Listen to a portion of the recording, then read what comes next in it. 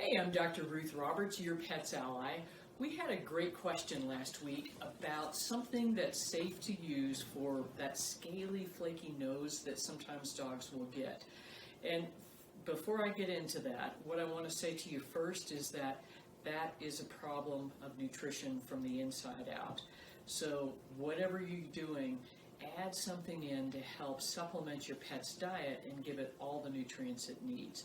So I'd love to tell you to get some holistic total body support, which includes some glandular support, but frankly, just do whatever you can on a consistent basis to improve your pet's health from the inside out. Now, having said all of that, there's tons of different products out there, but here's a great DIY way to make a lotion bar.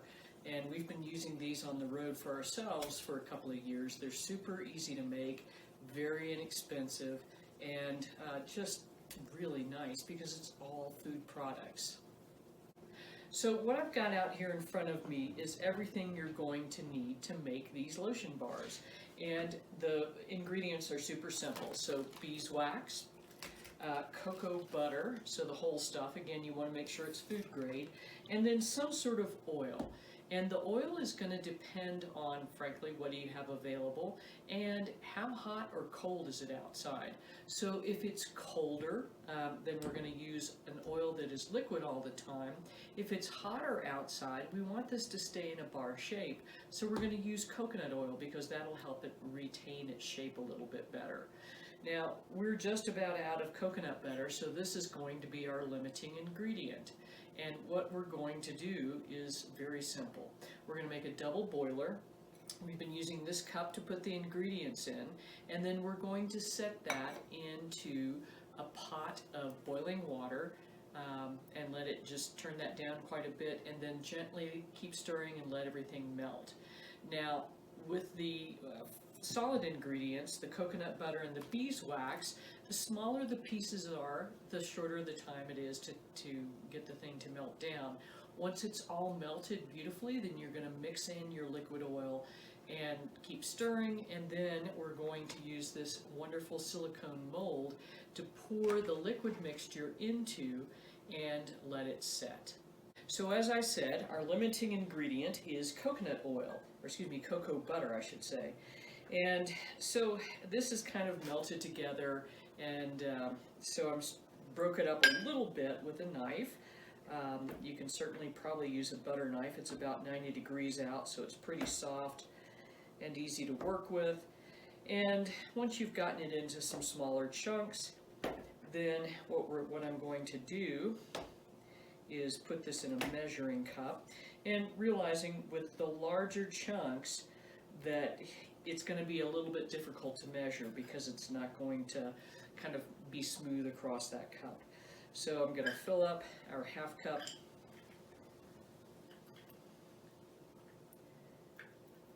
ish, and I'm going to have it rounded a little bit. So I'm going to dump that into our melting cup and do the same with the residuals here.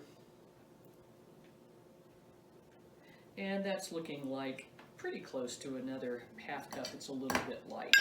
So I'll dump all of the rest of this in.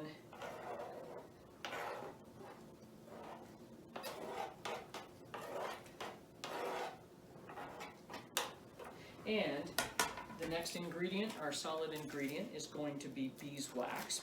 Now these little buggers are pellets, which are kind of interesting if you've not worked with it before. So you can make all sorts of things out of them.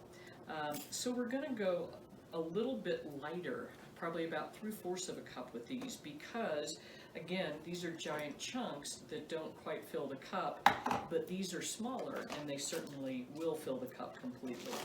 And again, if it's hot out, you could choose to add more beeswax just because it's going to help that bar stay solid.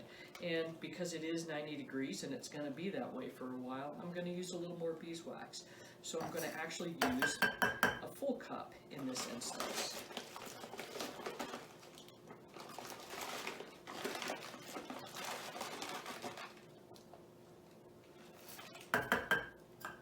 All right, now, next step is melting all this stuff together. Now we're going to melt all this stuff together. So we've got this nice cup, metal cup that's got our beeswax and cocoa butter, and then I've got this pan of water which is not yet hot. So you want to check this out before you get started so you don't end up with a problem. But you want to make sure that whatever you're using to melt stuff in not only fits in the pot, and it is about halfway covered with water. So that's how to get things started. And then the next thing we're going to do is walk over to the stove and get started melting it. All right, so here we are over at the stove, and you can see that the water is about halfway up on the cup. And more importantly, I have two tools available to get this going. One is a hot pot, or a hot pad rather, because you're going to need to hang on to that cup. And the second thing is and you can use anything, whether it's a spoon or what have you. I prefer using these rubber spatulas because it makes it easy to get the cup cleaned out once we're getting things going. So we're going to get this stuff melting, and you do want to kind of poke around in there. It hasn't really started to melt yet. You want it on a medium to low heat so that we do not overheat this stuff. So we'll watch this and start stirring. Okay, so our cocoa butter is starting to melt down. We're about maybe 2 minutes into this melting process. Things are starting to look good. So we'll keep things kind of mixed up, and I like to keep it pushed down to the cup so it all gets melted relatively evenly. And we've got probably another 2 minutes before it melts all together. All right, now you can see we're almost there. All the solids are about dissolved, so we've got just a couple more minutes before that happens. And once that happens, we're going to add our third and last ingredient. And you can see that as this cools pretty quickly, it re-solidifies. So we'll just kind of keep working it down off the spatula. So we're almost there. I'm going to go ahead and add that last ingredient of the liquid oil in this case coconut oil, most of which is melted. There's a little bit that's not. Take the rubber spatula, get all the goodies in there, and then we're going to keep stirring. So the coconut oil is cooler than the beeswax, so it re-solidified for a moment. And we're almost there. I'm going to turn the heat down as well, because we just really don't need a ton of heat here. Gently melting stuff.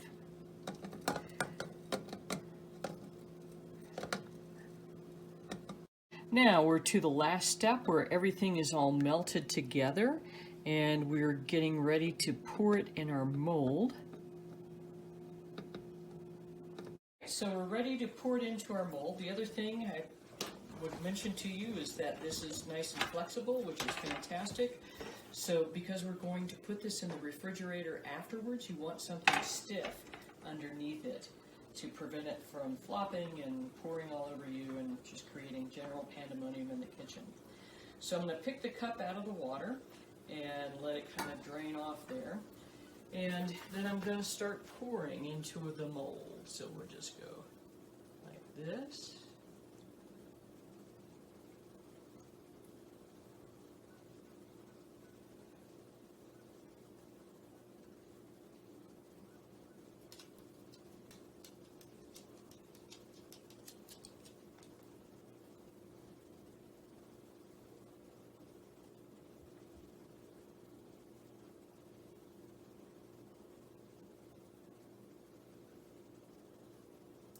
Pretty well rounds out 6 bars. I'm going to take the rubber spatula and work the mixture kind of all in together, and then put it into this last one, which doesn't have much left in it. And that is really it. So as I said, the last step is going to be to put this in the refrigerator. Right, so now we're just going to stick this in the refrigerator and let it solidify. So we're going to move carefully over here.